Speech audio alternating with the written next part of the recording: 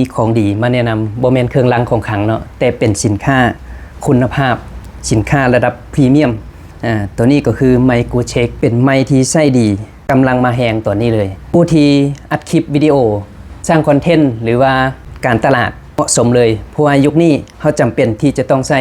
เป็นไมค์ที่ขายดีอยู่ต่างประเทศแต่ตอนนี้มีขายอยู่ในลาวแล้วราคาบ่ถูกหรือบ่แพงระดับล้านปลายๆล้านกีบเด้อบ่แม่นล้านบาทไมค์ตัวนี้มันจะมาพร้อมอุปกรณ์ที่ครบเซตนั่นก็คือมีสายสากมีโหสากแถมฟรีแล้วก็มีเหล็กก้าที่ใส่หนีบตัวนี้เลยเขาใส่มันจะบ่ตกเวลาเขาใส่ตกกันลมเวลาเขาเว้าอัดเสียงหรือว่าลมพัดแหงหรือว่าเสียงปากเขาสามารถใส่ตัวนี้ได้หัวฮับสัญญาณ1อันมีหัว Type C กับ Lightning เปลี่ยนกัน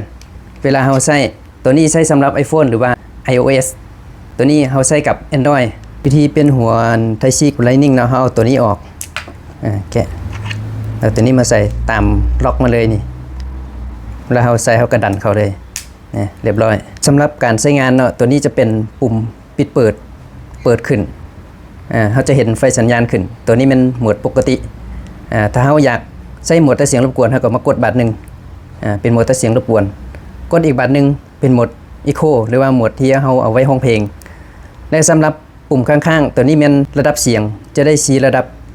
เขาอยากแห้งอยากค่อยเขาก็ปรับเอาตามนี้ก่อนเขาสีใส่เขาก็ลองเทสเบิ่งก่อนยังมีตัวกันลมนอกจากนั้นก็ยังมีเหล็กก้าเอาไว้ใส่ในเวลาเขาใส่ติดกับเสื้อก้าตัวนี้เขามีไว้เอาไว้ซ่อนไม้เนาะซ่อนไม้ไว้ทางในก็ได้เอาไว้ทางนอกก็ได้แต่ตัวนี้เขาเอาไว้ทางในเขาจะไม่เห็นไม้เลยวิธีหนึ่งแม่นหนีบติดใส่เสื้อเลยเนาะใส่เหล็กก้าเนาะเขาอยากหนีบเอาหนีบใส่เสื้อเลยแบบนี้เรื่องแบตเตอรี่ไม่ต้องกังวลเลยเพราะว่าแบตเตอรี่ตัวนี้มันอึดทนใช้ได้ถึง6-10 ชั่วโมงแล้วก็จะมีเคสถ้าเขาไม่อยากสากตัวนี้เขาใส่เคสเวลาเขาเอาไปใส่มันจะสากอัตโนมัติให้เขาและเคสนี่อยู่ได้ถึง35 ชั่วโมงเขาใส่เดบ่ใส่เดประมาณเดือนนึงว่าเขาใส่ไปแล้วแบตมันเหลือขีดนึงเนาะ